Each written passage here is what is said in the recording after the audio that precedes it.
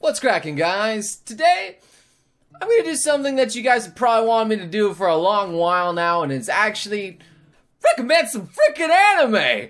I get question after question all my noble senpais and things like that. No, but what anime do you recommend from such and such to watch, or such category, or such type of person? It doesn't matter. And after a while, I figured, well, might as well just start maybe a mini series that I can do like this.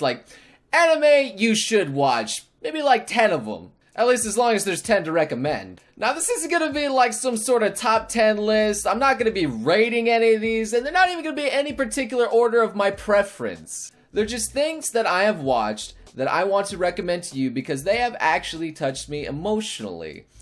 And not any other way that's inappropriate. And so what is the category? Well, obviously you read the title. That's why you're here. And that is 10 sad anime that I suggest you watch. Now, a lot of these you guys have probably heard before, you anime veterans, and you're going, I've heard all these. But there could be some that surprise even a few of you there, or you could even just be watching along and see if I have good taste or shit taste. You can do that too. Anyway, let's just go on with the list. The first one I want to touch upon is a tried and true classic. A lot of you guys have heard about this, and I can't make this list without putting it in here. Come on. It's Clannad, and more specifically, the after story. Now, Clannad is about a boy named Tomoyo who is a bit of a delinquent, or at least seen as one, but he's really got a golden heart, and he meets with these different types of girls that basically change his character for the better throughout the story. I'm not going to get into that too much because I don't want to spoil anything, but the main part I wanted to get to is its sequel, where he actually hooks up with one of the girls. And, yes, well, that's a spoiler in itself. Okay, whatever. And things turn to be happy for a little bit, but then things get really down and gritty. I mean, if you want a feels train, this mother fricker does not have any brakes. It's going down. It's quite possibly one of the most heart-wrenching stories in anime to date. And maybe possibly way into the future too, because not a lot of touching anime have come out too recently. Again, I'm going to keep this brief. I'm not going to spoil too much, but definitely check out After Story. You can kind of skip to it. You can probably just get the hints if you so desire. If you're short on time, but I recommend watching the whole thing. The next one I want to recommend is Canon, 2006. Yes, another Jun Maeda work. He's pretty good at doing this kind of stuff here. He's pretty good at manipulating the heart. Now this one's about a boy named Yuichi who goes back to a town that he's pretty much forgotten about and starts meeting a bunch of interesting characters that he kind of gets connected to over time. But each girl has kind of a tragic kind of twist to her, and he needs to solve through these problems, and each problem, especially this one fox girl, really got to me. I was freaking bawling towards the end of that one, oh man, I was the little lump of sadness. So, I honestly recommend this. It's 24 episodes. The original canon was half of that, and didn't quite get all the details and the nitty-gritty that it needed to cover, so the 2006 version, the remaster, much better. I recommend you see that one. Plus, oh my god, the original canon, just don't look at the drawings oh god, they're bad. The next one I'm going to touch upon is probably going to be that one that a lot of you are going, ooh. Yeah, that one. And that is Anohana, or The Flower We Saw That Day. Holy shit, if you want to cry your eyes out at night, this is the one. Bring tissues. The story behind this is about a group of kids who are all joined together having a good time until one of the friends had an accident and died, and now they're grown up. However, Jinta, arguably the main character of the series, is the only one that's able to see the girl that died, Menma, and the cast is now broken apart, and it's upon Jinta to bring them all together again, with the help of Menma. So you can see how things get a little complicated here. Obviously, there's all sorts of love triangles, love interests, weird shit going on, but still, it's a quick 11 episodes of pure feels. If it can make me bawl like a little baby at the end, I even did a video on it, the Try Not to Cry chat. You saw me cry. I saw it again, okay? Holy shit, it is sad. So if you don't have a lot of time and you want something with a lot of feels, this one is a quick, easy one to pick up, and I recommend you probably do this one first. The next one is probably a classic that maybe a lot of you are not very familiar with, and that is Rumbling Hearts. This one mainly revolves around 3 people, 1 boy and 2 girls. It starts off with them just being friends, but one of the girls confesses her love to Takayuki, the main hero, and things start to hit off. Until tragedy strikes and something happens to the girl and she's in a coma. It's then that the guy falls in love with the best friend and things hit it off real well, but then the girl wakes up and wants to go back to being together again. So yes, you can see where a lot of drama and heart-wrenching action goes through here. It's only 14 episodes long, but I highly recommend you see it. There's even an OVA. I think there's even a Gundam parody. You can do that too. Yeah, but be warned, this one is slice of life, really real, and cuts hard, man. So, if you want to watch this one and you have a sturdy heart, I definitely recommend this one for you. The next one's a different kind of feel. Ones that, still bring tears, but in kind of a different way. And that's Toradora. The story starts off with a boy named Ryuji who's kind of a delinquent, but not really. He just looks like one.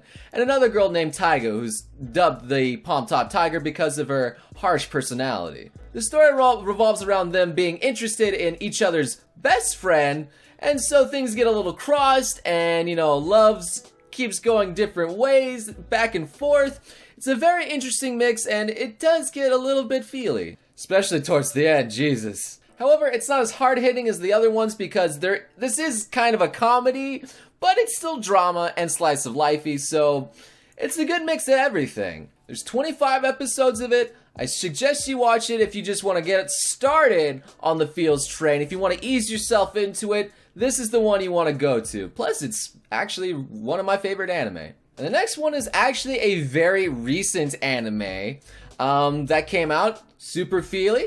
Your Lie in April. It revolves around a boy who has trouble playing his piano because his mother is an extreme bee and died on him, and now he's kind of has a trauma towards her and the piano, so things don't go well for him.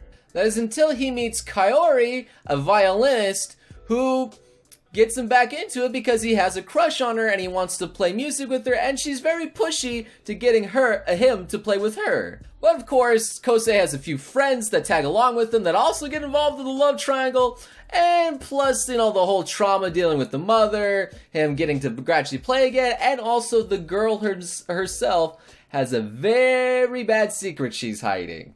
This one is 22 episodes, came out in 2015, has great quality music in it, and is well animated all around, very fantastic. Highly suggest you watch this. Now, I didn't get too teary-eyed on this one here. I saw what was coming, but it's still very feely, and I definitely recommend this because it's still a great anime. Now, the next one I want to talk about, a lot of people will debate whether it's anime or not. I don't give a shit. You can call it whatever you want, but I'm just gonna say RWBY. Now, it's quite an investment to get into it because it's on season 4 right now, currently airing, and nothing really too tragic happens until the 3rd season. But if you follow along the tale of RWBY trying to become a hunter to fight off the Grimm that are kind of overwhelming the whole world, and they've all been forced into small little cities to try and fight off this evil force that's been hunting them. Yeah, it's Grimm situation, hence why they're called Grimm. But yeah, if you can get through the first season being a little bit rough and, get a little bit over the cheesiness of some of the situation, things get way more serious down the line, and you will get the feels.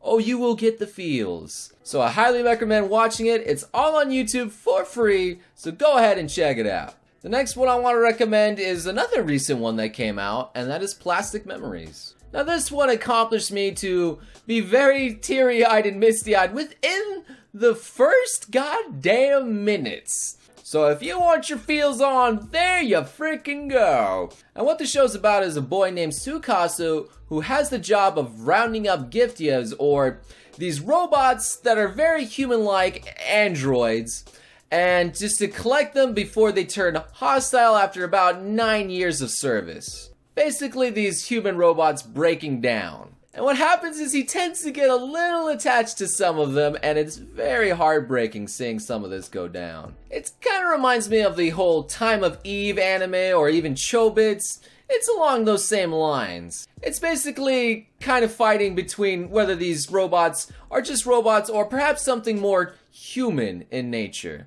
It's only 13 episodes, so if you want a quick feels trip, I definitely recommend this one to you. Oh look, another Jun Maeda title, Angel Beats. Now this one's about a boy named Otanashi who wakes up in a unchanging school no matter what he does, and he also finds out that he's dead along with a bunch of other people, and then there's Tenchi that's kind of hostile to all of them that he needs to be very aware of.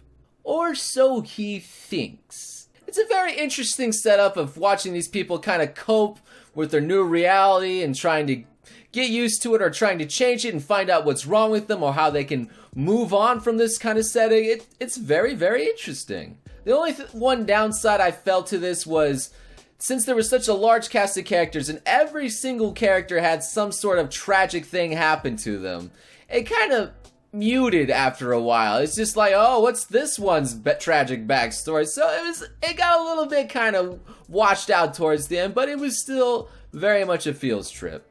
It's only 13 episodes, it's very impactful still, and I do recommend you watch it. This next one I feel is a little bit unappreciated, and I think it deserves a spot in the spotlight, and that is Nagi no Asakura, or A Lull in the Sea. It's a story that revolves around a group of kids mostly, but the main characters here are Monika and Hikari. And the interesting thing here is these kids all came out of the sea, but there's a problem with the sea and they have to go to the surface because the sea is getting colder and colder and they need to get to a warmer place. But eventually the coldness is affecting the surface now, and the whole mystery is them trying to solve the problem and also coping with the huge love triangle going on and even the twist in the freaking middle that just threw me through a freaking loop.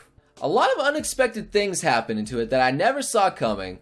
It's very well written, and yeah, it did make me all tear up a little bit too, so I highly recommend you guys watch it. It's 26 episodes, but it is well worth it. So, there's the animes that I recommend watching. Hopefully you've maybe found a new one that you want to pick up now if you want some of the feels, because all these gave me feels, man. That's why I put them in a list for you, alright? They wouldn't be on here if I didn't feel something. And obviously I want to maybe say some honorable mentions like Hunter x Hunter, or of course Assassination Classroom, but those are a little bit too out there and too long, especially Hunter x Hunter.